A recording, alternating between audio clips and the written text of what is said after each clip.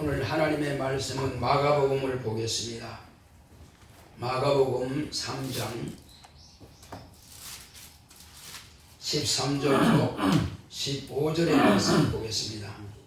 마가복음 3장 13절로 15절 같이 합독하겠습니다. 또 산에 오르사 자기의 원하는 자들을 부르시니 나온지라. 이에 12를 세우셨으니 이는 자기와 함께 있게 하시고 또 보내사 전도도 하며 귀신을 내어 쫓는 권세도 있게 하려 하심이라. 아멘. 하나님의 말씀의 요약을 보겠습니다. 주보에 나와 있는 하나님의 말씀, 주보 안쪽에 있죠? 중간에. 자, 제목부터 우리 큰 소리로 한번 읽도록 하겠습니다. 시작. 참 제자, 하나님은 그 뜻대로 일하십니다. 그가 아들로 뜻을 다 이루셨다. 예수는 제자들을 세워 세상을 구원하신다. 예수께서 제자들을 불러 세우신 것은 그들을 주님과 함께 있게 하셨다. 함께 있게 하신 것은 뜻이 있다. 주님과 함께 있으므로 마음이 서로 교통하고 듣기도 하고 묻기도 하지만 직접 체험함으로 예수님 안에 거하게 하고자 합니다. 전도도 하게 합니다. 첫 언약의 율법과 선자를 전하는 것이 아닌 새 언약인 진리를 전하게 하려는 것이다. 하지만 예수님 생전엔 진리를 전할 수 없었다. 다만 회개하라 천국이 가까이 왔다고만 전했다. 예수님은 하나님의 나라이시니 예수님이 계신 곳은 하나님의 나라가 임하신 것이다. 회개하라는 말은 율법으로 의롭게 되려고 하는 자들이 오해를 고치라 합니다. 귀신을 쫓아내는 권세도 있게 하셨다. 먼저 귀신의 정체를 알아야 한다. 귀신을 정확하게 표현하면 예수의 생명이 없는 모든 사람이 육체를 벗은 상태를 의미한다. 육체가 있을 때는 사람이나 육체가 없는 영은 죄를 가지고 죽었으니 낙원에 갈 수 없으므로 떠돌다가 무중에게 들어가게 된다. 귀신은 살아생전에 하나님을 모르고 하나님께 불신앙과 불순종으로 마귀의 종로로 하던 저주를 그대로 가지고 있으며 타인의 육체에 몰래 들어가서 자신의 저주를 그대로 나타낸다. 그들에게 귀신을 쫓아낼 권세를 주셨다. 내 영혼아 예수의 참 제자가 되자. 아멘. 하나님은 그 뜻대로 일하십니다. 자, 우리 같이 한번 하나님은 그 뜻대로 일하신다 두 번 합시다. 시작. 하나님은 그 뜻대로 일하신다. 하나님은 그 뜻대로 일하신다. 네. 하나님께서 이 땅에 아들을 보내주신 것은 하나님만이 하나님의 일을 하시는 분이신 것을 아들을 통해서 나타내시려고 아들을 보내주신 것입니다. 아버지께서는 아들에게 모든 일을 다 맡기셨어요. 아버지께서는 뜻을 작정하시고 곧 설계하시고 아들은 아버지께서 작정하신 그 뜻대로 설계도대로 시행하신 분이십니다. 일을 하시는 분이십니다. 하늘나라를 지어라 하신 설계하겠으면 하늘나라를 짓고 천사를 만들라 하시면 천사를 만드시고 또 이 음부에 물과 흙과 이런 모든 가스가 엉켜있고 뭉쳐있으면 그것을 물과 물로 나뉘어라 하시면 나누는 것이고 그리고 거기에다가 빛을 명하시면 빛이 있으라면 빛을 만드시고 이 모든 창조의 주체가 누구냐? 하나님의 아들이신 예수 그리스도십니다. 사람들이 볼 때는 너도 사람이고 나도 사람이니까 그냥 사람이 아닌가 하겠지만은 그분은 조물주이십니다. 그분은 지금도 이 세상을 경영하시는 경영주이십니다. 비가 오게 하시면 비가 오는 것이고 태풍이 불게 하시면 태풍이 부는 것이고 이 모든 것들은 다 그 계획대로 설계하신 대로 이 세상을 다 경영하시는 거예요. 심지어는 아들이 오셔가지고 아들이 배가 고파서 아침에 와서 이제 무화과를 찾아서 혹시 있는가 하고 뒤져보니까 없어. 사람들이 너에게서 다시는 무화과를 따먹지 못할 것이다. 열매를 취하지 못할 것이다. 명령하시니까 뿌리부터 말라 죽었어요. 하나님의 아들은 그래서 조물주인 것을 증명해 보이는 것입니다. 그리고 풍랑아 바다야 잔잔하라 하니까 풍랑도 쫙 잠잠해지는 것입니다. 그리고 물 위로 편안하게 걸어가신 거예요. 그뿐이겠습니까? 마귀는 하나님의 아들을 시험에서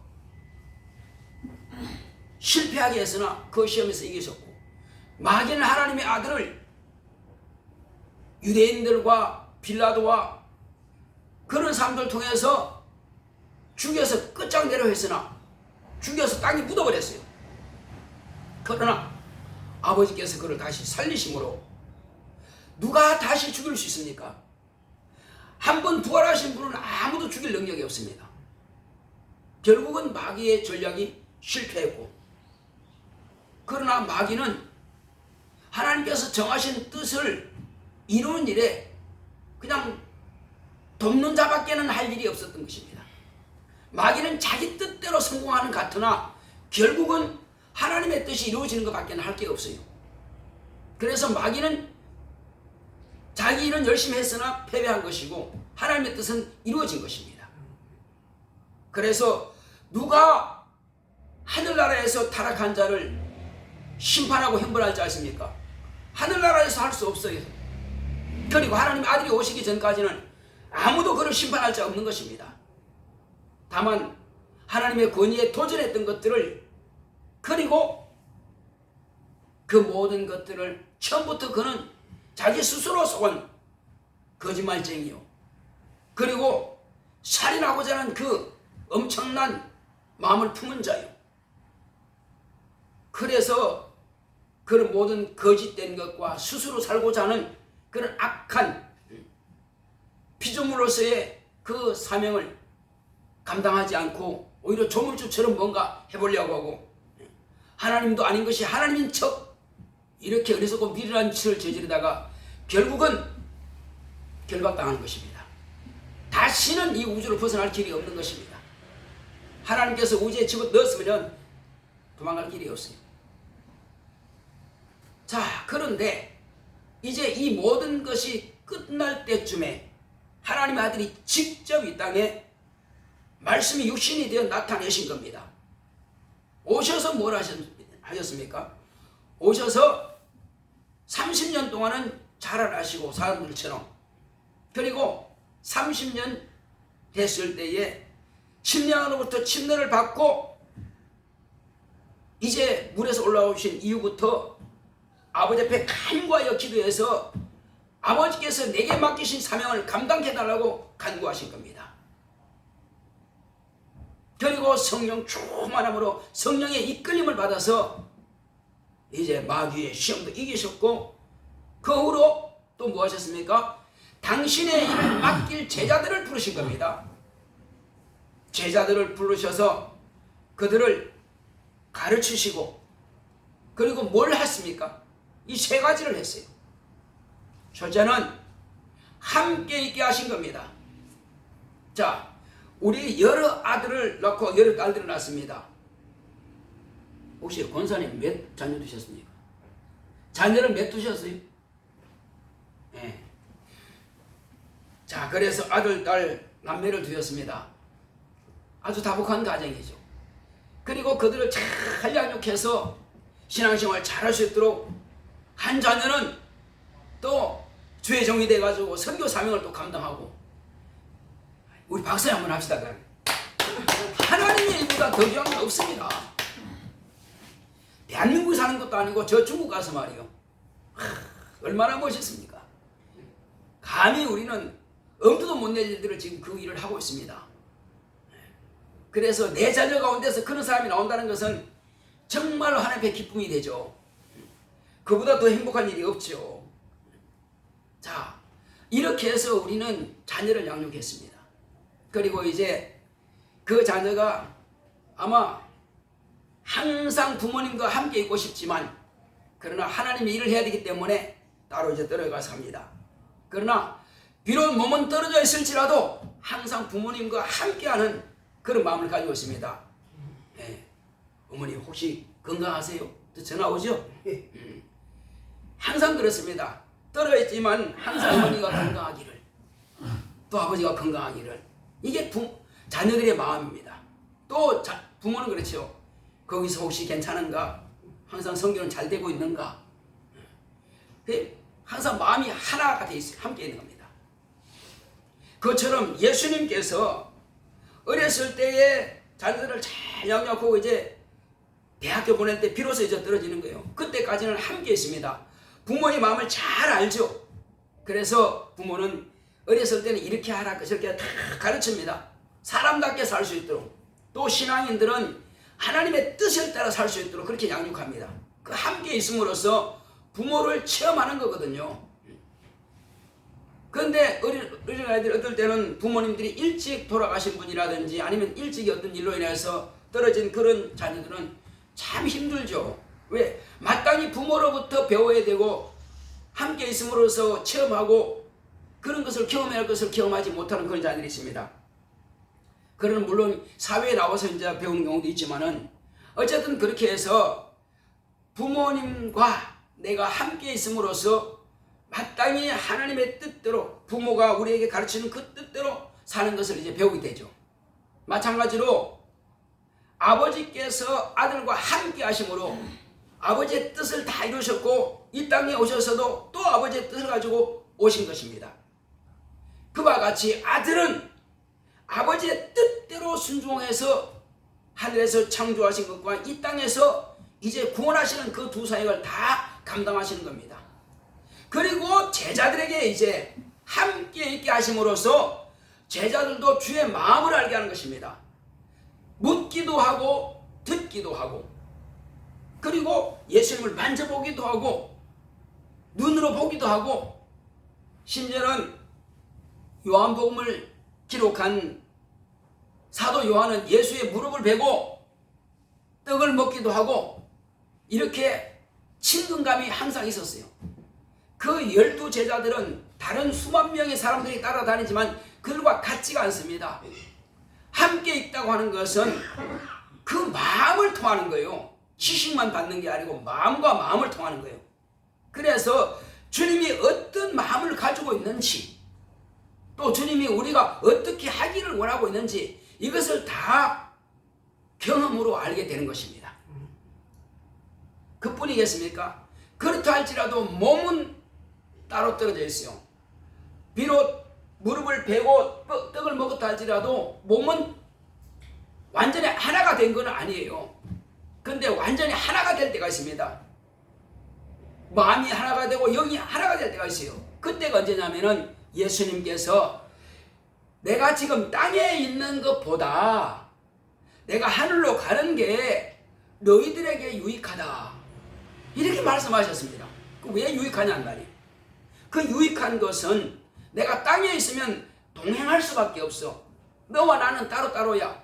그럼 내가 아버지께로 가면은 내가 너희들을 고아처럼 따로 버리지 않고 너희 속에 들어오겠다는 것입니다. 너희 안에 들어오겠다는 거예요. 그러면 완전하게 예수님과 우리가 하나가 되어버린 겁니다. 우리 안에 들어오셔야 우리가 하나가 되는 거예요. 이것이 바로 함께입니다. 그 플러스가 되는 것은 1 더하기 1은 2지만 따로따로 있을 때에 근데 물 한 그릇을 갖다가 두 그릇을 합치 뭐요? 물이 하나예요? 둘이요? 그냥 하나예요. 물 두 그릇이 아니고 물 한 그릇입니다. 바다가 넓죠. 그런데 거기다가 강물을 아무리 포개놔도 그냥 바다는 표시 안 납니다. 하나예요. 마찬가지로 이 세상에 80억이 다 예수 믿고 구원받았다, 다 성령 받았다, 그러면 80억이 아니고 하나예요. 아니 목사님 80억이면 80억이지 어떻게 하나가 돼요? 교회는요 예수의 몸입니다. 몸이 두 개 될 수 있습니까? 손발은 두 개가 될 수 있지만 몸은 하나예요. 그 전부 다 예수님은 한 분이고 예수님은 머리고 예수님이 죽이라면은 우리는 모두가 예수님께 접을 붙인 그분의 지체, 가지란 말이에요. 어떤 사람은 예수님의 혀가 되고, 어떤 사람은 예수님의 눈이 되고, 어떤 사람은 예수님의 코가 되고, 어떤 사람은 예수의 팔이 되고, 어떤 사람은 예수의 다리가 되고, 그 예수의 몸이 되는 거예요. 그러나 머리는 한 분 예수이십니다. 그렇게 해서 완전한 예수와 우리가 하나 되는 것은 예수님께서 하늘 보좌에 가셔서 성령을 보내주심으로 성령으로 우리 안에 오시면은 완전한 하나가 딱 되고, 그것이 함께하는 것입니다. 함께한다고 하는 것은 이제 내 안에서 나에게 명령하시고 나에게 지시하시고 그분의 사랑을 내가 느끼고 그분의 사랑을 내가 확실히 알고, 그래서 이제부터는 예수님께서 세상 계실 때에 온 세상을 불쌍히 여기시고 긍휼히 여기사 세상을 구원하기 위해서 십자가에 못 박혀 죽기까지 당신의 목숨을 내놓으신 것처럼 그분이 우리 안에 오시니 나도 그분의 마음을, 그분의 심장을 가지고 있기 때문에 그분의 사랑을 안다는 겁니다. 그러므로 그분이 아낌없이 당신의 목숨을 내놓으신 것처럼 우리 또한 아낌없이 이웃을 위해서, 가족을 위해서, 친구를 위해서 목숨을 내놓을 수 있는 것이 바로 성령을 모시고 물과 성령으로 거듭난 그런 제자들입니다.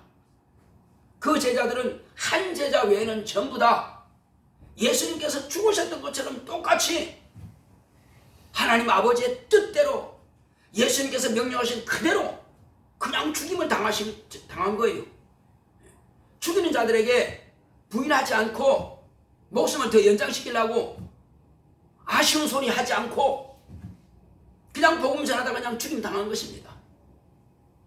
침례받는다고 하는 것은 뭐가 같으냐면은 예수님께서 세상을 위해서 십자가에 못 박혀 죽으신 것은 이 모든 사람 한 사람이 내 안에 들어오면 그도 나와 같이 십자가에 못 박혀 죽는 것과 똑같은 효과가 나타나는 것이 바로 침례입니다. 물에 들어가면서 예수의 십자가의 죽음에 같이 죽는 거예요. 그래서 물에서 나오면서 예수께서 부활하신 것처럼 나도 이제 부활한다는 소망을 가지게 된 것입니다. 예수와 한 몸이 되어버렸으니까. 그래서 침례를 통해서 우리는 예수 안에 들어가 버린 것이고 예수와 나는 하나가 되어버린 것입니다. 자, 그리고 예수와 내가 하나가 되었으니 너는 죄인이라는 신분은 이제 없어졌어. 그러니 하나님 아버지께서 내가 이제 너를 인정한다. 내 아들의 피로 너를 낳았다. 내 아들의 살로 너를 낳았다. 그러므로 내 영을 너에게 부어주겠다 해서 성령을 부어주시는 것입니다. 그래서 성령 충만함으로써 완전히 피와 살과 영과 물로서 완전히 하나가 되어버린 것입니다. 그래서 예수님이 하나님의 아들입니까? 믿으시면 아멘 하세요. 인정하시면 아멘 하세요. 예수님이 하나님의 아들이시면 이제 침례받고 성령받은 그도 하나님의 아들이에요.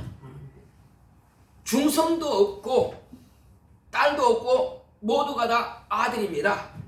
나는 딸인데요, 하늘나라에서는 아들 딸이 따로 구분이 없습니다. 전부 다 하나님의 아들이에요. 왜? 예수님이 하나님의 아들이니까 우리도 하나님의 아들입니다. 할렐루야. 예수님 안에 들어있으면 예수와 똑같은 거예요, 그냥. 그래서 우리가 예수께서 하나님의 아들이시면 난 예수님 안에 들어갔으니까 예수님 하나님의 아들이. 그래서 우리는 첫째는 함께 하시는 것이요, 그 다음에는 함께한 사람이 이제 다 체험했으니 예수님과 우리가 하나가 되었으니 예수님을 모른다 할 수가 없어요. 물론 내 안에 있는 육체 안에 장기는 내가 볼 수는 없어요. 간도 볼 수 없고 장도 볼 수가 없고 폐도 볼 수가 없고 심장도 보지 못해. 그러나 우리가 없다고 합니까? 다 있는 걸 알죠. 폐가 있으니까 숨을 쉬고 심장이 있으니까 피가 돌고 맥박이 뛰는 겁니다. 장이 있으니까 소화시키는 거예요. 그 원리가 다 그런 겁니다. 보이지는 않지만은 내 안에 있는 것처럼 내가 예수 안에 들어가 있다고 하는 것을 다 아니까 이제는 내가 아는 것을, 내가 경험한 것을 남들한테 이제 말해주는 겁니다. 예수가 누구다? 나는 작은 예수가 되어버린 것입니다. 할렐루야. 내가 작은 예수가 되지 않고는 예수를 말할 수 없단 말이에요. 증거할 수 없단 말이에요. 그래서 제자들이 함께가 아니고 동행할 때는 뭘만 말했어요? 예수를 증거할 능력은 없습니다. 아직 예수가 자기 안에 오시지 않았기 때문에 증거할 능력은 없어요. 눈으로 보았고 귀로 듣고 다 만져봤지만은 그것만 가지고 안 됩니다. 사람들이 그래 네가 만난 건 내가 알아. 근데 분명히 빌라도한테 재판받고 그리고 그건 죽임 당했어. 십자가 못 박혀 죽었어. 사람들은 다 인정합니다. 예수께서 어떻게 죽은 것은 다 인정해요. 그런데 부활한 것을 인정하지 않는단 말이에요. 그래서 제자들이 예수님께서 죽었다가 부활하실 전까지는 제자들이 예수를 증거하고 변호할 능력이 없다는 것입니다. 그들은 뭔 말 했어요? 하나님의 나라가 가까이 왔다. 그게 무슨 뜻입니까? 예수님은 하나님의 나라요. 그래서 하나님의 나라가 자기 옆에 있습니다. 그래서 가까이 온 거예요. 둘실 두실 짝지어가지고 내보냅니다. 뭐라고 해요? 그들이 할 수 있는 것은 하나님의 나라가 가까이 왔다. 회개하고 복음을 믿으라. 뭐가 복음이죠? 예수입니다. 예수 외에는 복음이 없어요. 왜 그럴까요? 복이라고 하는 자체를 우리가 그 개념을 알아야 됩니다. 하나님께서 이스라엘 조상의 백성들의 조상인 아브라함에게 뭐라고 말씀하시냐면은 내 씨로 말미암아서 천하에 있는 모든 만민이 복을 받을 것이다 그랬어요. 그 복이 뭐냐? 쌀가마니가 하늘에서 떨어지는 거 그 복이 아니에요. 농사 잘 되는 거 그 물론 육체의 복은 복이지만은 영생의 복은 아니란 말이에요. 바로 아브라함에게 약속하신 것은 온 천하가 내 씨로 말미암아서 영생의 복을 받게 될 것이다. 영원히 천국에서 살게 될 것이다. 그 말씀을 약속하신 거예요.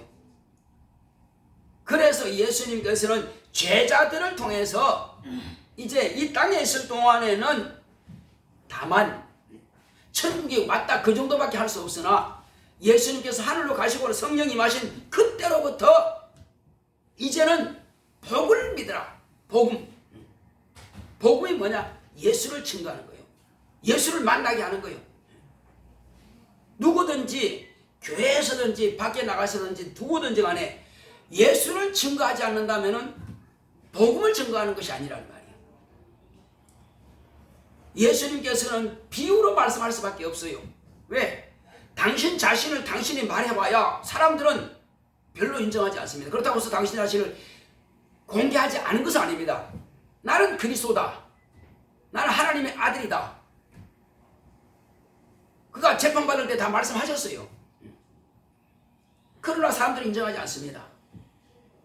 그걸 누가 정확하게 합니까? 예수님께서 하나님의 아들이신 것과 그가 우리의 죄를 대속하시는 구세주인 것을 증명하시는 이는 성령이십니다. 성령이 오셔서 비로소 그것을 증명하신 겁니다. 그래서 제자들이 땅에 있을 동안에는 예수를 변호하지 못했다 할지라도 예수님께서 가시고 성령을 부으신 그 이후부터는 예수님이 하나님의 아들이신 것과 그가 그리스도 그 세상의 구주인 것을 비로소 확증해서 가르치는 것입니다. 자기가 이제 경험했단 말이에요. 예수님과 나는 하나이도 나는 예수와 함께하는 자다. 그렇게 해서 땅에서도 전도하기는 전도했으나 천국이 가까이 있다. 그거 가르치고 전했습니다. 그것은 장차 예수께서 하늘 가시고 나서 성령이 임하셨을 때에 그들이 어떻게 증거할 것인가를 이제 훈련시키는 것입니다. 경험하게 하는 거예요. 그러나 정확한 경험은 성령이 오셨을 때 비로소 예수님을 정확하게 경험하는 것입니다.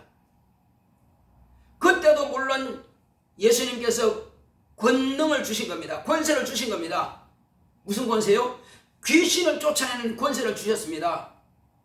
그래서 귀신을 쫓아내는 권세를 주시니까 나가서 귀신을 쫓아내니까 나가더란 말이에요. 근데 기도하지 않으면 나가지 않습니다. 자, 이제 주님께서 가시고 난 이후에는 이제는 주님께서 하셨던 그 모든 일을 동일하게 일할 수 있단 말이에요. 뭐로 말씀하셨냐면은, 자, 내가 행하는 것들을 나를 믿는 너희들도 동일하게 일을 할 것이며 오히려 이보다 더 큰 일도 능히 하리니, 이렇게 말씀하신 겁니다. 그래서 예수님께서는 전도도 하며 마지막으로 귀신을 쫓아내는 권세도 있게 하려 하신 겁니다.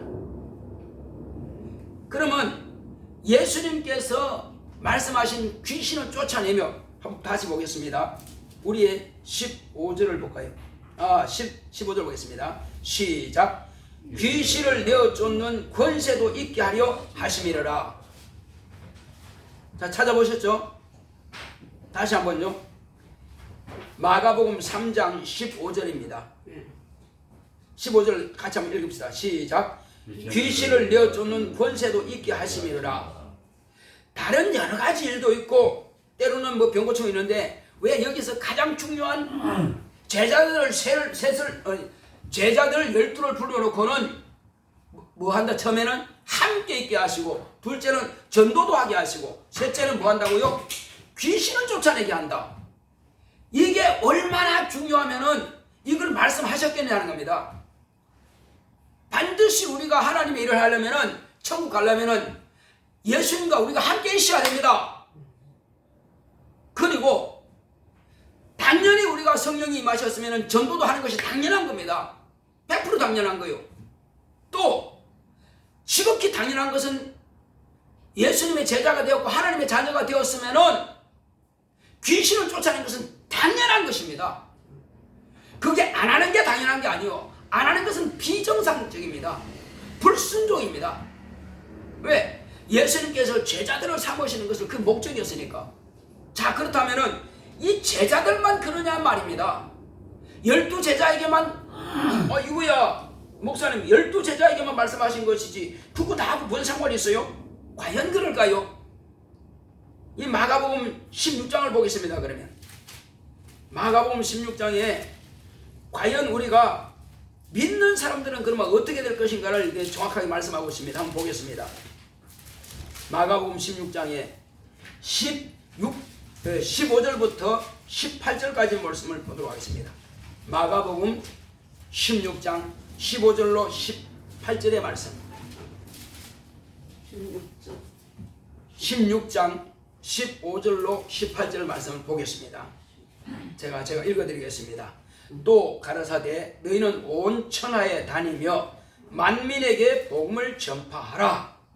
자, 이제 16절. 믿고 침례를 받는 사람은 구원을 얻을 것이요 믿지 않는 사람은 정죄를 받으리라. 또 17절. 이제 믿는 사람이 어떤 일을 하는가 보겠습니다. 믿는 자들에게는 이런 표적이 따르리니. 믿는 자가 어떤 표적이 나타나는가 보겠습니다. 곧 저희가 내 이름으로, 누구 이름입니까? 예수의 이름으로 뭘 한다고 그래요? 귀신을 쫓아내며. 누가 한다고요? 믿는 자들이. 믿는 자들에게 이런 표적이 나타난다. 이제 그냥 권사님 그냥 보세요. 저를 보세요. 나중에 읽으시오. 자, 다시 보겠습니다. 그냥 읽어드릴게요. 17절에 믿는 자들에게는 이런 표적이 따르리니 곧 저희가 내 이름으로 귀신을 쫓아내며 새 방언을 말하며. 뭘 쫓아낸다고요? 귀신. 예. 그 제일 먼저 하신 말씀이 귀신 쫓아낸다는 거예요. 누가 한다고요? 믿는 자들이. 우리가 믿죠. 여러분 다 믿죠. 뭘 믿어요? 예수를 믿죠. 예수를 믿는 사람이라면 첫 번째 해야 될 일이 귀신을 쫓아내며, 그 다음은 뭐 한다고요? 새 방언을 말하며. 제자들이 성령을 모시기 전에, 방언 말하기 전에도 귀신 쫓아냈어요. 예수님께서 권세 주시니까. 이제 우리는 성령을 모셨고 방언도 말하고 있습니다. 그러니 당연히 귀신을 쫓아내는 것은 첫 번째 명령이란 말이에요. 여기서 마가복음의 첫 번째 명령이 바로 그겁니다. 그런데 15절은 뭐요? 당연히 온 천하에 다니며 만민에게 복음을 전파하라는 것은, 복음을 전파하는 것은 누구나 당연한 것이고, 제자들이 말씀하시는 거 아니요, 당연한 것이고, 이후로 믿는 자들에게는 너희들이 그냥 당연히 나타난다는 거예요. 나타나는 것이 뭐하냐? 그 표적이라는 거예요. 너희가 나를 믿는다는 그 증거가 뭐냐? 나를 믿는다고 하는 그 표시가 뭐냐? 귀신을 쫓아내고 새 방언을 말한다는 것입니다. 그걸 무시하면 안 되는 것입니다. 그런데 오늘날 교회들이 그 일을 하고 있습니까? 당연히 해야 될 귀신을 쫓아내지 않습니다. 첫 번째 말씀하신 것인데 당연히 방언을 해야 될 방언에 대해서 말하지 않습니다. 심지어는 80년대 이전에는요, 방언하면은 다 이단이라고 그랬어요. 순복음교회가 방언하고 막 성령님도 하니까 순복음교회 저 이단이라고 그랬어요. 핍박 많이 받았어요. 그런데 오늘 이단이라고 합니까? 워낙 교세가 커져버리고 또 순복음교회들이 장로교회도 가고 여러 교회도 막 가니까 워낙 많아져 버리니까 이제 이단이라 말할 수가 없죠. 그러니까 자기가 경험하고 자기가 체험하지 못한 것에 대한 무조건 이단이요. 성경이 말씀하신 대로 성경대로 이단이 아니라 내가 못하고 내가 능력이 없는 것을 인정하지 않고, 그러니까 내가 못하는데 저 사람하고는 그럼 당신 이단이야, 이런 식이야. 그럼 뭐요? 주님께서 명령하신 대로 하면은 이단입니까? 말이 안 되는 거죠.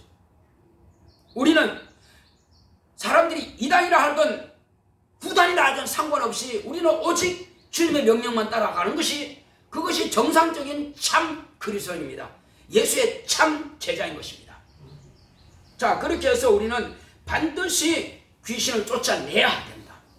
따라합시다. 나는 예수의 명령을 따라서 귀신을 쫓아내리라.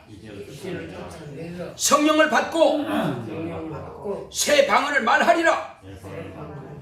핵심이에요. 이게 신약교의 핵심인데 그것을 무시해버리면 뭘 하냐 말이에요. 귀신도 안 쫓아내, 성령도 안 받아, 방언도 안 해. 그럼 뭘 하냐고요. 핵심이 없어졌는데. 자, 그 다음에는 뭐요? 18절에 보겠습니다. 제가 읽어드리겠습니다. 뱀을 집어이며 무슨 독을 마실지라도 해를 받지 아니하며 병든 사람에게 손을 얹은 적 나으리라. 병도 낫는다는 것입니다. 이것이 믿는 자에 따르는 표적이라는 겁니다. 믿음으로 손이 얹으면 병이 낫는다는 거예요. 이게 주님의 명령입니다.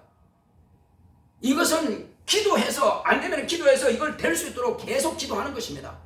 해서 내게도 주님의 명령이 내게서 그대로 성취될 수 있도록, 이루어질 수 있도록 기도하는 것이, 그게 정상적이라는 것입니다.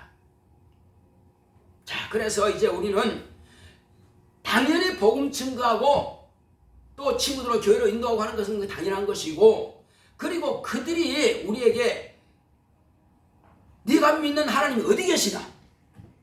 하나님은 하늘보다 더 크시기 때문에 볼 수가 없어. 그분은 영이시오. 그러면 네가 믿는 말을 내가 어떻게 인정하란 말이냐? 너 하나님 살아계시는 뭘로 증거할래? 그것은 하나님 아들이 오셨다가 지금 2000년 전에 하늘나라 가셨어. 하늘나라 계셔.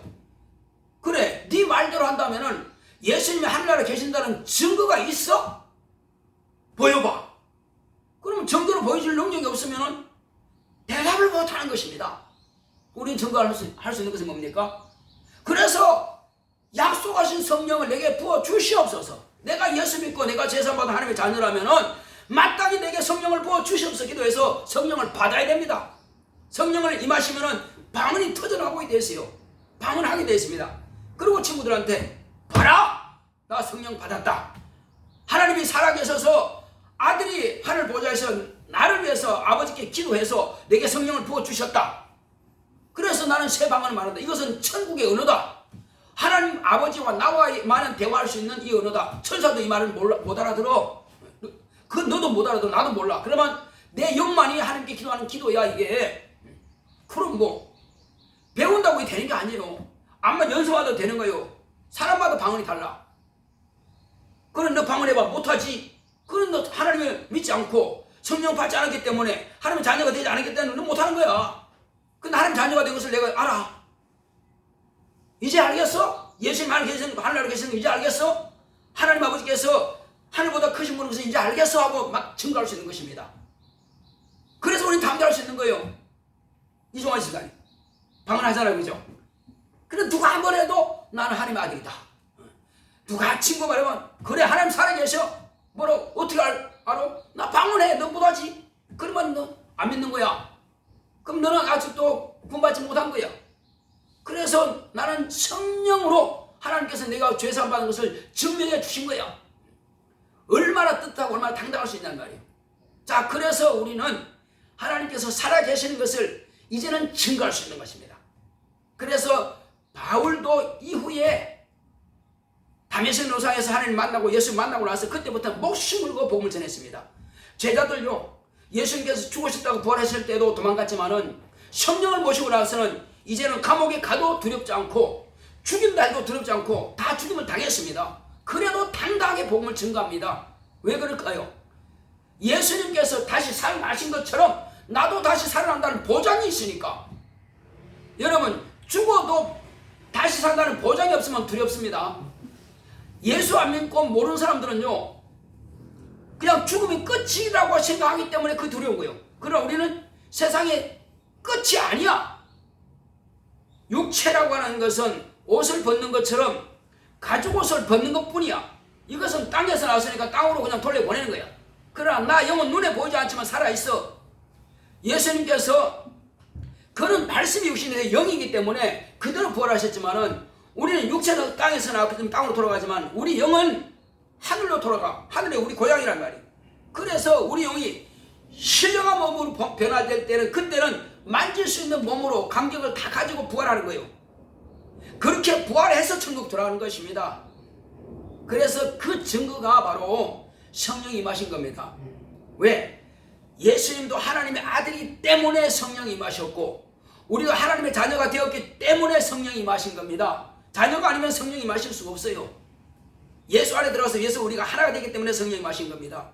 그래서 우리는 보증을 가지고 있기 때문에 누구에게든지 담대하게 이 말씀을 증거하고 드러내고 나타낼 수가 있는 것입니다. 얼마나 담대하겠어요.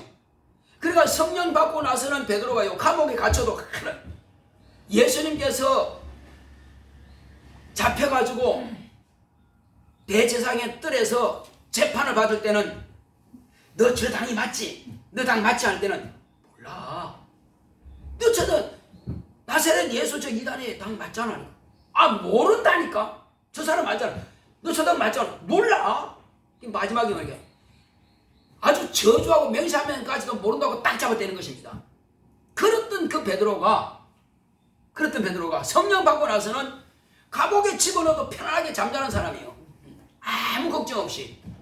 오늘 난 죽어도 낙원에 쉬다가 장차 어디로 간다? 저 천국에 들어갈 거니까 죽음이 전혀 두려움이 없는 것입니다. 그래서 사람들이 죽을 때 가만 보면요, 성령 충만하고 믿음 있는 사람이 죽으면 얼굴이 화사해요. 얼굴이 편해.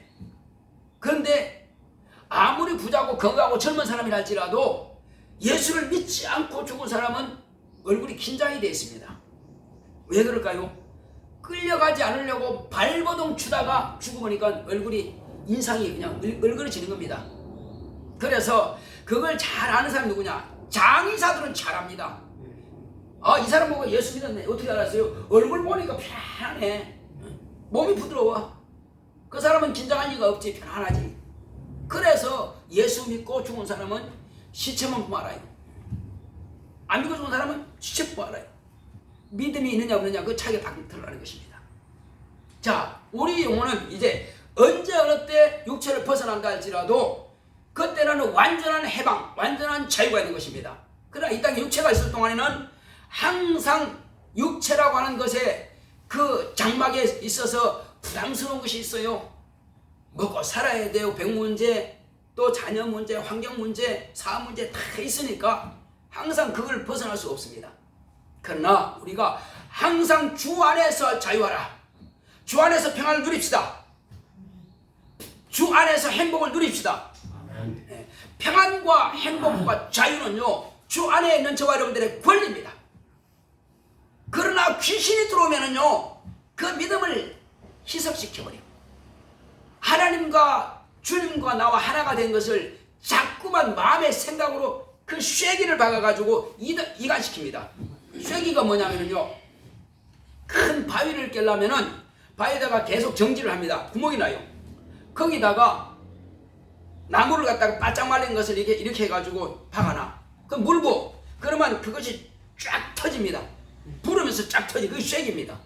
그러니까 우리의 믿음이 바위처럼 단단했는데 이 마귀라는 놈이 끊임없이 정진해가지고 거기다가 쐐기 봐가지고요, 우리 집과 우리 사회를 이간시킵니다.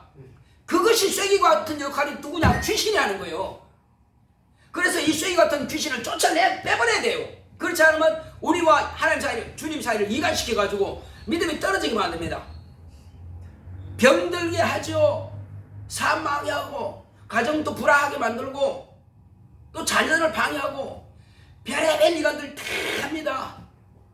또 마음의 생각이 우울하게 만들고, 근심하게 만들고, 염려하게 만들고, 두렵게 하고, 의심하게 하고, 전부 다 귀신이 하는 거예요.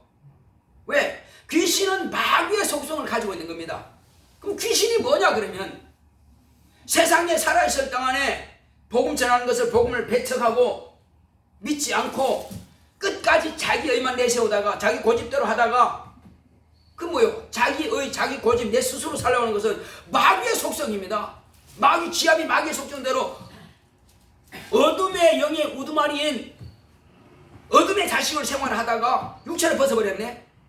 그러면 그 속성은 그대로 있는 겁니다. 마귀의 속성은 그대로 있는 거예요. 불신앙과 불순종의 저주가 그대로 있고, 그 병이 가지고 있고, 살아있을 때 가지고 있던 모든 저주를 그대로 가지고 있습니다. 그거 가지고 음부에 떠돌다가요, 그 귀신인 것은 본래 살아있을 때는 사람이고 하나님의 생명이 없는 사람이거든요.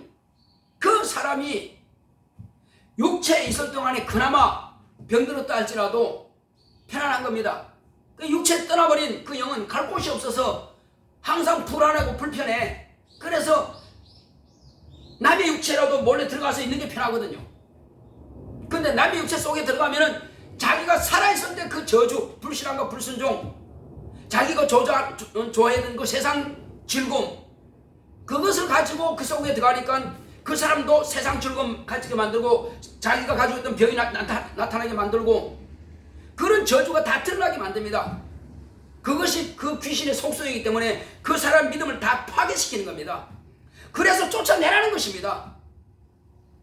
예배 드릴 때 졸립게 하고, 말씀 은혜 받지 못하게 만들고, 그 귀신 없는 사람들은 이야 그 말씀이구나, 이야 그 말씀이구나 좋아하는데 말이요, 막 꿀소리같이 다 말씀이 은혜가 되는데, 근데 그 귀신이 딱 들어간 순간에 말씀이 지겨워지고, 야 빨리 좀 설교 좀 안 끝나냐?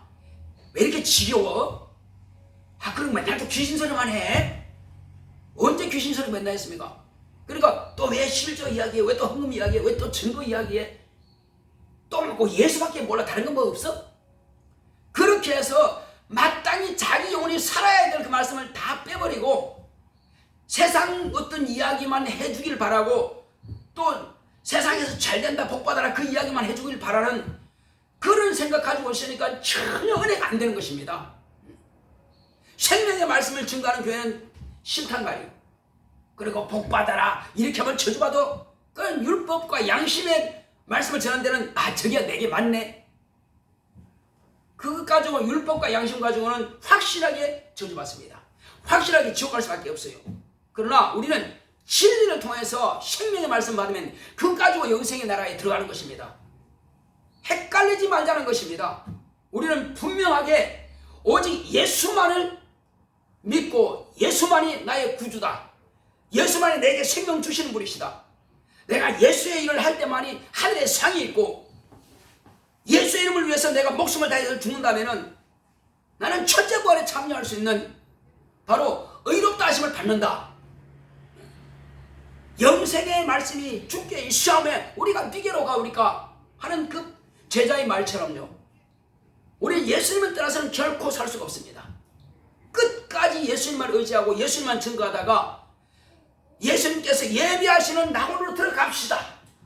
그리고 주님께서 다시 오시면 그 낙원에서 주님께서 먼저 불러내셔가지고 저 공중혼인잔치 때 함께 하다가 이 땅에 함께 내려오는 것입니다. 뭐하러? 천년왕국 때 왕노릇하러 내려오는 것입니다.